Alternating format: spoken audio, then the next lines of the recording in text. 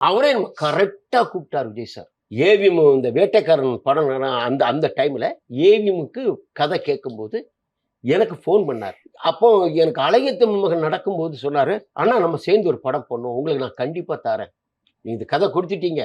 நான் ஃபுல்லாக கூட ஒர்க் பண்ணதுனால அவரோட எனக்கு ஒரு நட்பு கிடைச்சிது. சுவிட்சர்லாந்து போனோம், நிறைய இடங்கள் அவுட்டோர்லங்கும்போது பேசுறதுக்கு எனக்கு நிறைய வாய்ப்பு கிடைச்சிது சாரோட. அப்போ சார் நல்ல மேட்டர்லாம் இன்னும் வச்சுருக்கேன் சார், எனக்கு ஒரு வாய்ப்பு கொடுங்க சார் அப்படின்னு. கண்டிப்பாக பண்ணுறேண்ணா, ஒன்றும் பிரச்சனை இல்லை, ஆல்ரெடி இங்கே டைரக்ட் பண்ணுறதுக்கு தான் அந்த கதையை கொண்டு வந்தீங்க அழகிய தமிழ் மகன், கண்டிப்பாக செய்கிறேன்னாரு. அதே மாதிரி சொன்ன மாதிரி நான் என்ன பண்ணேன், குருவி எடுத்து போயிட்டு இருக்கு. அடுத்து பிரபுதேவா சார் டைரக்ஷனில் வில்லு அடுத்த படம். இது கிட்டத்தட்ட முடியறதுக்கு 2 வருஷம் ஓடிடும். அதனால் நான் கதையை ரெடி பண்ணாமல் இருந்துட்டேன். நான் வேற படம் எனக்கு ஒரு வாய்ப்பு வந்தது, அதுதான் கள்ளச்சிரி பலகான்னு சொன்னால அதனுடைய ஸ்கிரிப்ட் வேலை ஆரம்பிச்சிட்டேன். நான் இப்படி அவர் கூப்பிடுவார் நான் எதிர்பார்க்கவே இல்லை. கூப்பிட்டாரு. ஆமா, கரெக்டா ஒரு நாள் ஈவினிங் 5 மணிக்கு ஃபோன் பண்ணார். அண்ணா கதை சொல்றீங்களா அண்ணா?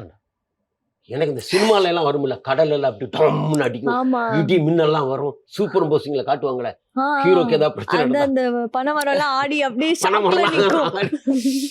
அந்த உண்மையா சொல்றேன், அப்படியே ஷாக் ஆயிட்டேன். சார் ஏன் சொல்லுங்க, நாளைக்கு வரீங்களாண்ணா அப்படிங்கிறாரு. நான் மட்டும் அவர் அந்த ஒரு வார்த்தை சொல்லியிருக்கிறேன், நம்ம ஒரு ஸ்கிரிப்ட் லைன் இருக்கு எங்கிட்ட. அப்போ நான் சொன்னேன், சார் ஒரு சின்ன லைன் இருக்கு சொல்லவா? இல்லைண்ணா நீங்கள் அழகிய தமிழ் மகன் சொன்ன மாதிரி அவர் 2 ஹவர் சொன்னீங்களா, அது மாதிரி சொல்ல முடியுமா? இல்லை சார் அது சரி விடுங்கன்னு ஃபோன் கட்டினார். வேட்டைக்காரன் ஏவிஎம்முக்காக கேட்டிருக்காருன்னு எனக்கு அப்புறம் தான் தெரியும். எவ்வளோ பெரிய வாய்ப்பு பாருங்க, யார் தப்பு பண்ணது? நம்ம ஸ்கிரிப்ட் பண்ணல, அவ்வளோ பெரிய ஒரு ஹீரோட்ட வாய்ப்பு கிடைக்குங்கிறது எவ்வளோ பெரிய விஷயம். நீ என்ன பண்ணும், வந்த உடனே நீ அவருக்கான ஒரு கதையை ஃபுல்லாக ரெடி பண்ணி வச்சுட்டு நீ மற்ற வேலையை பார்த்துக்கணும். வந்தாச்சு, எனக்கு வேற ஒரு படம் கிடைக்குதுன்னு போயிட்டேன். நான் நினைக்கல இது முடியணும், குருவி முடியணும், வில்லு முடியணும், அதுக்கப்புறம் ஆரம்பிச்சு இருக்கேன் 2 வருஷம் இருக்கேன், நம்ம ரிலாக்ஸாக உட்காந்து வெளியூர் எங்கேயாவது போய் உட்காந்து எழுதலாம் அப்படின்னு மைண்டில் வச்சேன்.